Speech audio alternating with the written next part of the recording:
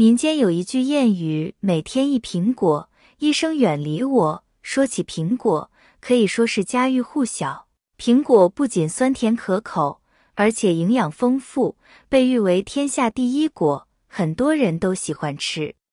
但你有没有发现一个问题？现在的苹果很不容易买到好吃的，而且价格还贵，一旦买不好就是浪费钱，想想真不划算。那么，苹果是越大越红就好吗？80岁的老奶奶说，教你5个挑选苹果的小妙招，只要认准这个方法，不怕买不到好吃的苹果。苹果种类有很多，很多人在买苹果的时候，只会挑选那种又大又红的，等到吃的时候才发现又酸又硬，一点也不好吃。所以在挑选苹果的时候，只看颜色和大小是不够的。下面就来把挑选苹果的方法分享给大家。苹果是水果之王，也是一年四季都能吃到的水果。记得小时候，最常吃的水果就是苹果了，因为我们家乡也是苹果的产地，而苹果属于大众水果，所有人对它都能接受。其实，苹果的营养价值最高。曾荣获卫生部授予的菲律宾杰出医师奖的内科心脏病专家威利博士曾说，世界上最健康的10大水果是苹果、香蕉、柑橘、草莓、木瓜、葡萄、西瓜、椰子、鳄梨和菠萝。这里苹果是排在榜首的。而且苹果是一种低热量的食物，即使在减肥健身的时候也可选择吃它。苹果中营养成分可溶性大，容易被人体吸收，所以有活水的称呼。它有利于溶解硫元素，经常吃苹果会使皮肤润滑柔嫩，很多的减肥的人士都喜欢用苹果来代餐。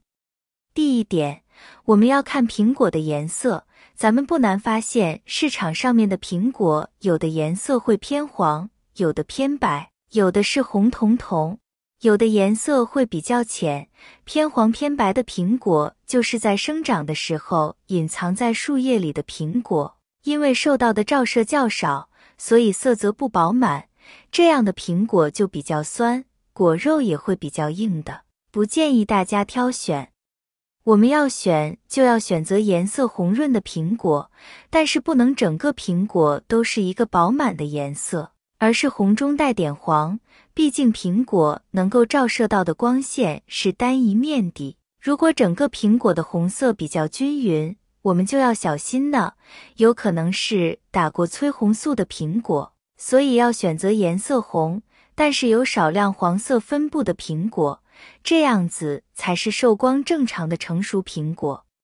2. 看苹果的表皮，先去拿比较圆润的苹果，这样的苹果在成长中阳光照射充足，长得很匀称，口感自然更好。而一些长得不够圆润，甚至奇形怪状的苹果，肯定是在生长的时候有的地方照射不到阳光，或者吸收不到营养、水分，导致长得不好。那么这种水果口感就不好吃，所以先锁定这种圆润的苹果。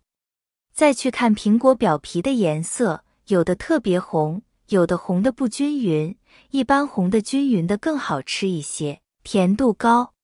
然后去看苹果表皮上的纹路，有的什么也没有，光溜溜的，有的有很明显的竖条纹。遇到这2种时，果断买有竖条纹的，这种苹果通常很脆很甜，口感特别好。反之很光溜的不好吃，要么寡淡无味，要么有些酸涩。若没有竖条纹的苹果的话，就选那种摸起来不光滑的。第3种方法，闻味道。苹果熟了以后会散发出自然的清香，在买苹果的时候可以闻下苹果的香味。有的商家为了苹果更好看，保存的时间更久一点，会在苹果表面涂上一层蜡来防止水分流失。闻起来味道会淡很多，这种苹果最好是去皮后再吃哦。4. 掂重量，选苹果时，我们可以把苹果放在手里掂一下重量，如果感觉轻飘飘的就不要买，这样的水分少。如果感觉沉甸甸的，很可能水分多。还要注意，不选表皮有磕碰、有斑点的苹果，这样的苹果常常已经腐烂，不易存放。第5个挑选苹果方法，分公母。在买水果的时候，一般水果都是有着公母之分的，比如说我们吃到的西瓜、榴莲都是有公母之分的，苹果也是有公母之分的像。对于公苹果来说，母苹果的口感会更加的好吃，苹果蒂又大又深，这样的苹果就是母苹果。遇到这样的苹果，它的口感吃起来是非常香甜的，皮特别的薄，而且汁水很多。如果苹果蒂出现比较浅的话，那么对于这样的苹果来说就是公苹果。公苹果的口感吃起来是淡淡的酸涩的味道，那么像这样的苹果的口感吃起来一点都不脆甜。比如个别品种的富士苹果，果皮较薄，口感清脆，汁水较多，口感较甜，但是果肉的口感不太细腻，苹果的果肉在口中咀嚼之后，果渣多，不太好下咽。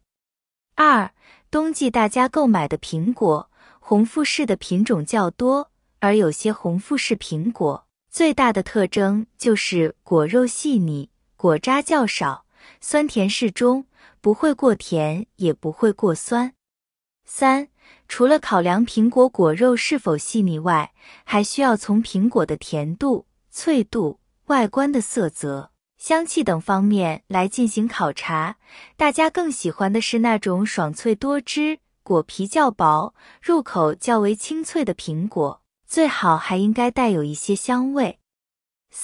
什么样的苹果好吃？苹果的味道要清香宜人，有果香也有自然的清香，口感鲜脆或者口感柔软多汁，果肉饱满，入口即化，能够感受到细腻的口感和味道非常独特。通过这次挑选苹果的经历，我不仅学到了一些实用的小技巧，还结交了一群志同道合的朋友。生活中的点滴小事，有时候就是这样串联起美好的瞬间。挑选苹果虽然是一件微小的事情，但却让我体会到生活中无处不在的惊喜和乐趣。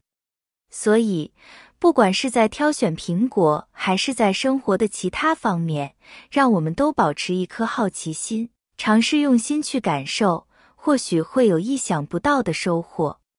希望大家在挑选苹果的时候，能够记住这5点小技巧，让每一颗苹果都成为你生活中的小甜点，带给你满满的幸福感。好了，朋友们，今天视频分享到这里了，感谢您的支持和鼓励，谢谢大家，我们下期视频再见。